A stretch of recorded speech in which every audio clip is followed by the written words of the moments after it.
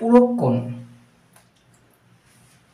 যদি দুটি কোণের মানের সমষ্টি এক সমকোণ বা 90 ডিগ্রি হয় তবে কোণদ্বয়ের অর্থাৎ দুটি কোণের একটিকে অপরটির পূরক কোণ বলা হবে।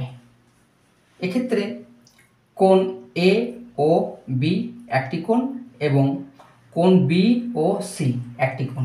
এই কোণটির মান 50 ডিগ্রি এবং এই কোণটির মান 40 ডিগ্রি, অর্থাৎ কোণ এ ও বি এই কোণটির এ ও বি এই কোণটির মান 50 ডিগ্রি এবং কোণ বি ও সি এই কোণটির মান 40 ডিগ্রি। বি ও সি এই দুটি কোণের যোগফল যদি আমার 90 ডিগ্রি আসে তাহলে এই কোণটিকে আমার বলা হবে পূরক কোণ।